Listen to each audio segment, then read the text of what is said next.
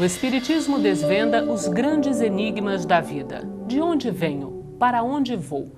O que acontece após a morte?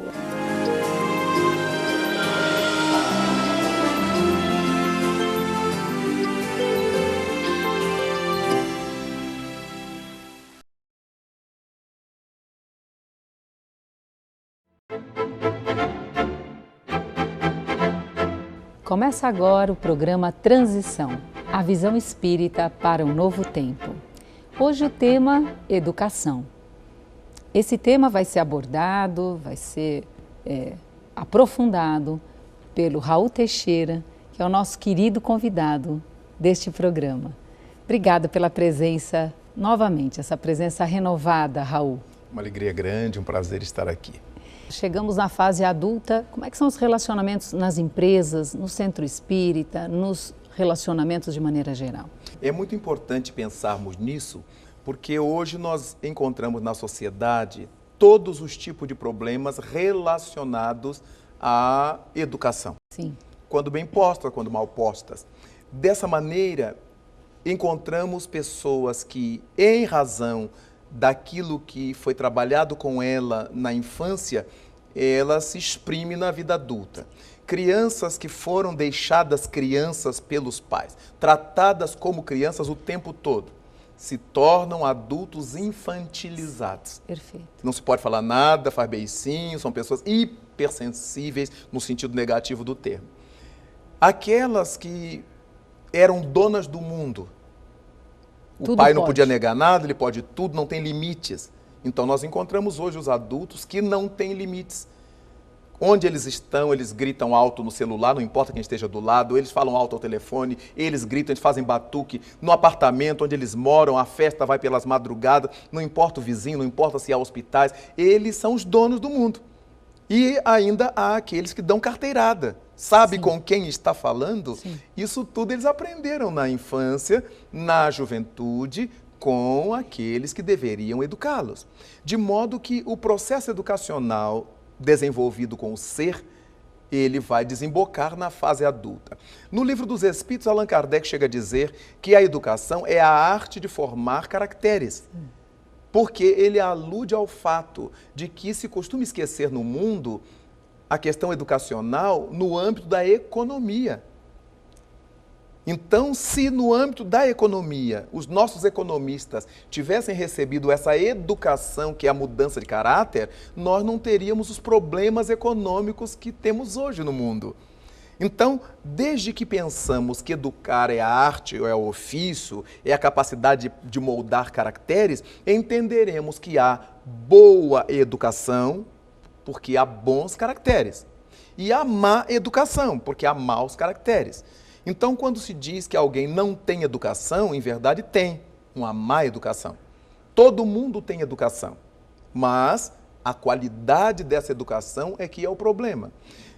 Quando nós percebemos esposos que chegam ao casamento e eles são incapazes de ajudar a esposa a tirar um copo do lugar, eles aprenderam isso em casa, quase sempre com mães machistas, com mães de temperamento educacional machista. Meu filho não faz isso, isso não é para homem fazer, há muita mulher nessa casa, saia da cozinha, largue isso aí. Então é óbvio que isso vai gerando na mente daquele menino essa mentalidade de que há coisas que só as mulheres podem fazer. E eles introjetam isto e passam a viver assim. Eles são vítimas dessa educação mal feita. Mas ao casar-se, aqui vai uma dica importante. Ao casar-se, a esposa não deve jogar fora seu marido com esse comportamento. Ajude-o, trazendo-o para que ele colabore em casa. Não pode dizer para ele, ou não deverá dizer para ele, é para você aprender a me ajudar. Mas vai chamando, meu bem, me ajuda aqui a arrastar isso, meu bem, me ajuda aqui, leia essa receita para mim. E vai colocando no contato com aquilo que ela precisa fazer com a ajuda dele. Gradativamente, ela vai conquistando esse marido, vai fazendo ele gostar de colaborar com ela. Terrível será se ela começar a culpar a mãe dele, já que sogra e nora têm historicamente esse drama promovido pela má educação. Então é importantíssimo que nós trabalhamos bem a educação da nossa criança, porque nós não sabemos do dia de amanhã. Hoje nós podemos pagar empregados, a nossa criança pode ter as coisas prontas, ao tempo e à hora, mas isso somos nós que estamos pagando para ela. Não saberemos se no mundo de amanhã, na sociedade futura, ela própria terá condição de fazê-lo. Então é muito importante que na educação se privilegie o porvir dessa criatura que não é nossa, que não nos pertence. Raul, duas coisas agora me ocorrem. Uma é uma curiosidade de saber um pouco dessa sua educação, você enquanto homem, um pouco da tua educação. E outra, uma vez que chegamos à fase adulta, e aí já com um pouco de consciência, olhando para a nossa educação, como é que nós podemos promover a nossa autoeducação? Então, um pouco de você, como é que foi a sua educação? A minha educação pessoal foi curiosa, porque eu fiquei órfão de mãe aos 4 anos de idade. E, naturalmente, passei a viver em casa de familiares e num internato católico. E eu tive, premido pelas circunstâncias, que aprender a fazer as coisas.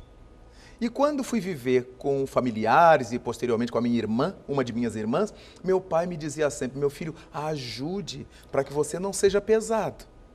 Então, com 6, 7, 8 anos de idade, quando eu fui morar com a minha irmã, eu tinha 9 anos de idade, eu já aprendi com ela a cozinhar, eu ficava olhando como é que ela fazia e já lavava a minha roupinha. Quer dizer, em função da orfandade e do estilo de vida da minha família, eu fui levado a aprender a fazer. Hoje, eu que cuido da minha casa e sempre cuidei, eu que lavava, passava, arrumava o meu filho. Então, obviamente, isso tudo é muito importante porque não me sinto menos homem por isto, não me sinto desprestigiado por isso. Houve tempo a vida inteira de pregar espiritismo, isso nunca me tirou tempo para o espiritismo, nunca, nunca.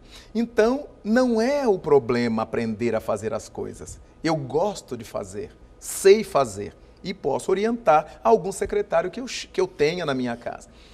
Daí, então, é importante que a gente nunca imagine que estaremos diminuindo os filhos quando lhes ensinamos a trabalhar.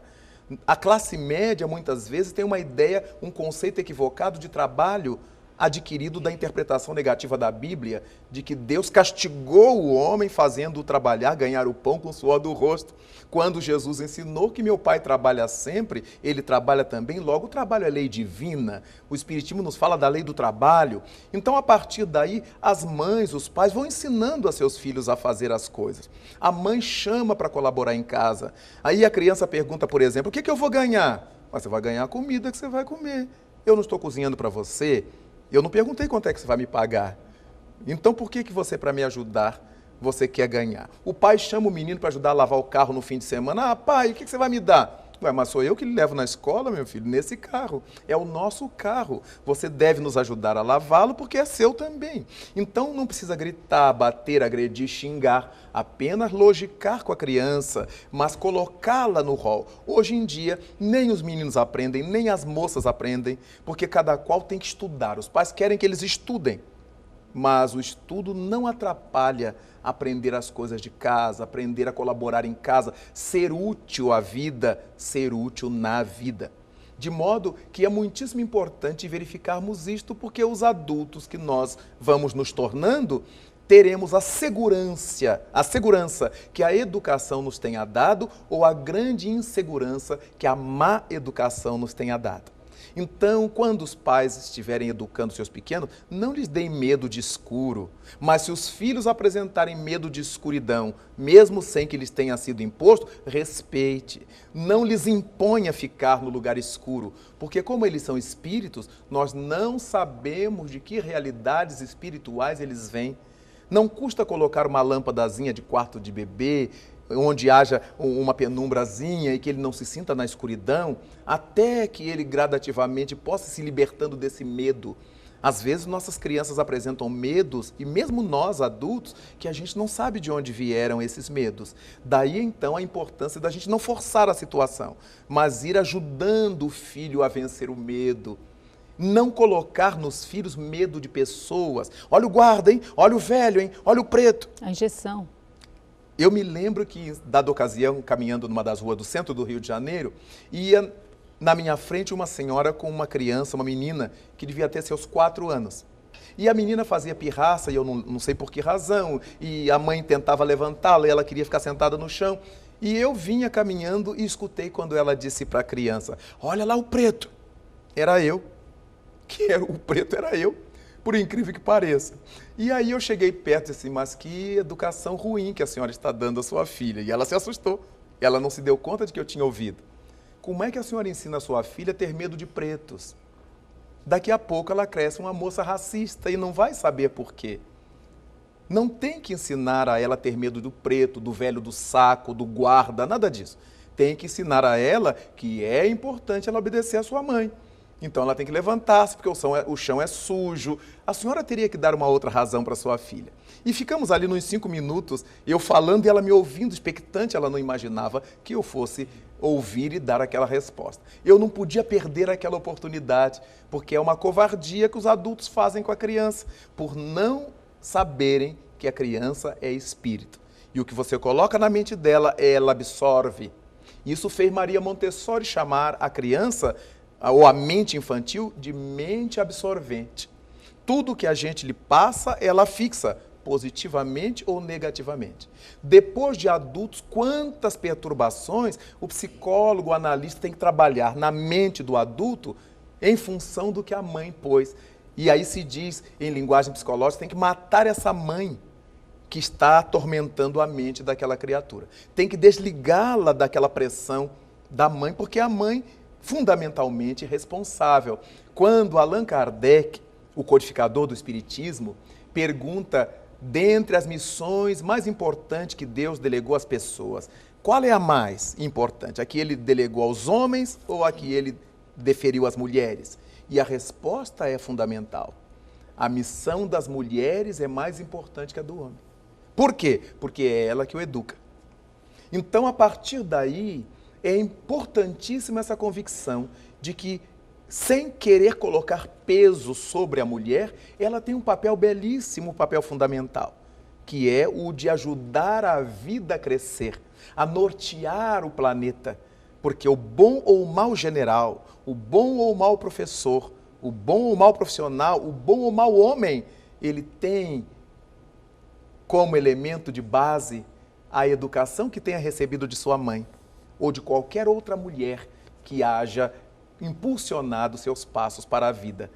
E não é colocar peso sobre a mulher, porque todos nós somos responsáveis por isto, uma vez que homens e mulheres são os mesmos espíritos que ora nascem num gênero, ora nascem noutro gênero, para que aprendam tudo que é importante para a grandeza da vida. Raul, muito obrigada pela tua presença, pela tua participação, por tudo que você deixou para todos nós. A nossa gratidão a você, telespectador que está em sintonia com o programa Transição, a visão espírita para um novo tempo. O programa termina, mas estaremos juntos numa próxima oportunidade. Espero vocês. Até lá!